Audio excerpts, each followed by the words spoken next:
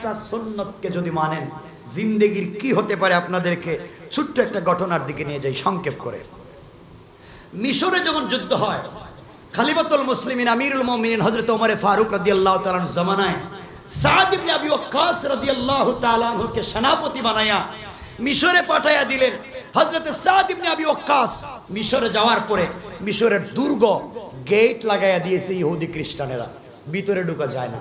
1 মাস হয়ে গেছে, বাহিরে দাঁড়ায় আছেন, ভিতরে ঢুকতেও পারেন না, যুদ্ধও করতে পারেন না, জয়লাভও করতে পারেন না। কয়দিন গেছে সবাই বলেন? 1 মাস।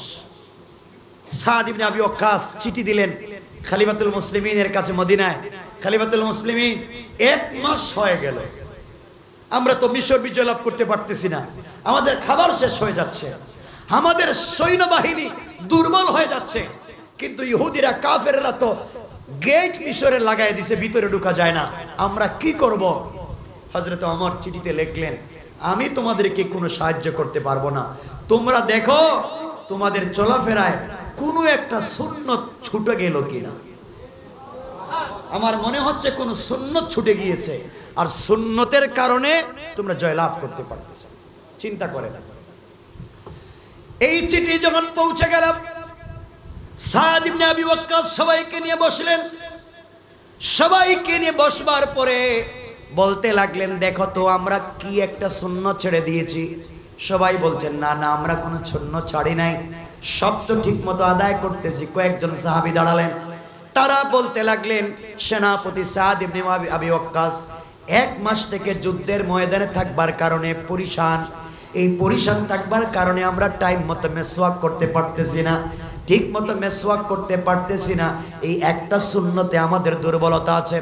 সাদ ইবনে আবি ওয়াক্কাস বললেন, শোনো, আজকে ফজরের সালাতের সময় সবাই মিলে মেসওয়াক করো, মেসওয়াক ছাড়া যাবে না। কয়েক হাজার সৈন্যবাহিনী ফজরের আগে সালাত পড়বার জন্য, ওযু করবার জন্য মেসওয়াক খুঁজতে লাগলেন। রাস্তাঘাটে আশেপাশে যতগুলা গাছ দেখতে পাইলেন সবগুলা গাছের ডাল ভাঙতে লাগলেন, আর মুখের মধ্যে মেসওয়াক করতে লাগলেন। কাফেরেরা দুর্গের মধ্যে দাঁড়াইয়া দাঁড়াইয়া দেখতেছে, হারে এরা কোন জাতি, এতদিন তো দেখলাম দাঁড়াই আছে, কাজ কাম করতে পারে না, মাছ মাংস খায়, এখন দেখতেছি গাছও খাওয়া শুরু করছে। এই জাতিরে তো চিনা বড় মুশকিল, কখন কি করে। হঠাৎ করে 1 মাস পরে আজকে দাঁত পরিষ্কার করতেছে কেন? তাহলে সকাল হওয়ার আগে আগে ওরা কি আমাদেরকে কামড়াইয়া খাবে নাকি? সবাই দেখে যে ঐক্যবদ্ধভাবে গাছের ডাল সব ভেঙে মুখের ভিতরে নিয়ে চাবাইতেছে। সবার ভিতরে ভয় ঢুকে গিয়েছে। ভয় ঢুকাইয়া দিয়েছেন কে? আরো জোরে বলেন কে? ছোট্ট একটা সুন্নতের কারণে ভয় ঢুকাইয়া দিয়েছেন। কাফেররা সমস্ত একত্রিত হলো আর বলতে লাগলো, ভাই রে, এরা যেইভাবে মিশরের অলিতে গলিতে একটা গাছ রাখতেছে না, সব গাছের ডাল মুখে ঢুকাইয়া দিতেছে, দাঁতকে যেভাবে ধার করতেছে, ফজরের সকাল হয়ে গেলে তো একটারও জিন্দা রাখবে না, আমাদের গাছ তো কামড়াইয়া খাবে, ভাগো। মুসলমানরা ফজরের সালাত শুরু করে দিয়েছেন।